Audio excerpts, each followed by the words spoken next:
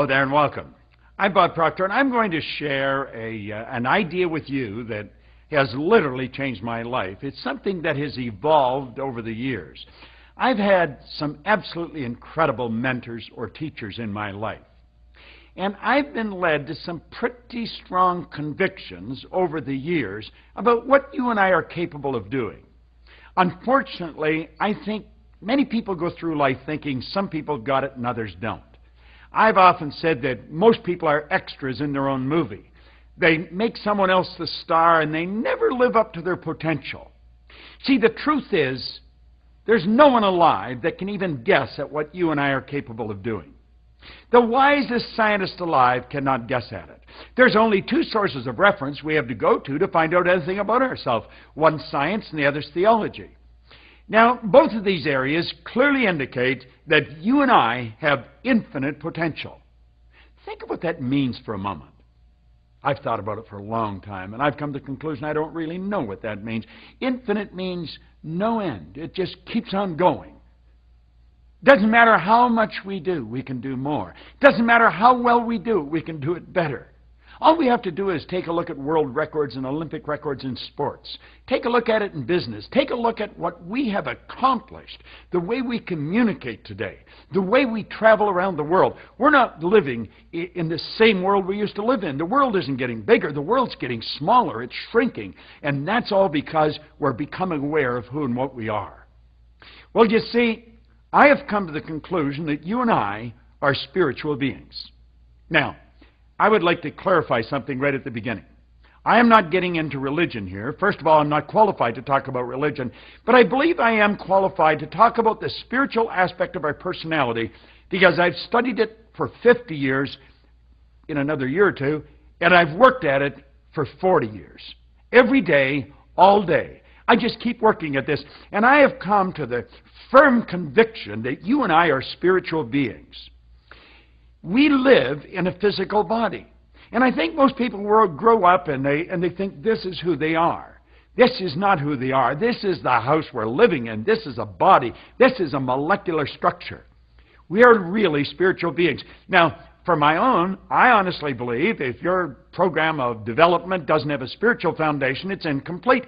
It can be a great program, but it's incomplete. Because you see, we have to go to the primary cause of results. Now, you and I have been created different than any other form of life on the planet. We were given creative faculties. They're intellectual factors.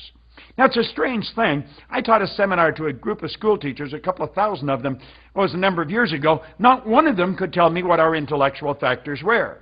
Napoleon Hill, in his phenomenal research, he come out with something. He said an educated person is not necessarily a person with an abundance of general or specialized knowledge. He said an educated person is a person who has so developed the faculties of their mind that they can acquire anything they want or its equivalent without violating the rights of others. Now think about that for a moment. It's an astounding idea. I think we have to take a look at what education is. He points out that it comes from educo, the Latin meaning to deduce, develop, or to draw from within. It's not hammering information into our head. It's becoming aware of what we've got inside. Now, it's how we use these intellectual factors that's going to dictate our emotional state or the vibration that we're in. Now, this particular module that you're watching, we don't get into what the intellectual factors are. There's perception, the will, intuition, memory, etc. We will teach those in another lesson. It's a phenomenal lesson. Either Paul Martinelli or myself will be sharing that with you. But it's how you're using your intellectual factors that's going to determine your emotional state. See, no one can upset you without your permission. This is phenomenal information. So let's investigate the spiritual side of our personality, since that's really where it's all at. You know, spirit is omnipresent. Spirit is 100% evenly present in all places at the same time. Spirit is all-knowing. In other words, all the knowledge there ever was or ever will be is 100% evenly present in all places at the same time. And Spirit's all-powerful. All the power there ever has been or ever will be is omnipresent. Do you know what that means? All the knowledge, all the power is within us. We don't get energy, we release energy. I was 74 on my last birthday. I got more energy than most people 24. I have no intentions of slowing down. As a matter of fact, the more I become, the more I speed up. See, we don't have to slow down. We have to calm down. We want to open up and let Spirit flow freely through us. Do you know, all the knowledge is everywhere present. The way to build the internet has always been here. We just weren't aware of how to do it. The way to fly airplanes has always been here. We just weren't aware of how to do it. We have been letting logic control us, and our paradigm controls our logic. We've got to get out of the box. We've got to get into ideas that are totally illogical. That's what Christopher Columbus did. That's what the Wright brothers did. That's what Gates did. Took us to a world outside and took a look and say we're all part of it. We've got this phenomenal power. Now, on the movie The Secret, I quoted Dr. Wernher von Braun. He's considered the father of the space program. He said that the natural laws of this universe are so precise that we don't have any difficulty building spaceships. We can send people to the moon, and we can time the landing with the precision of a fraction of a second.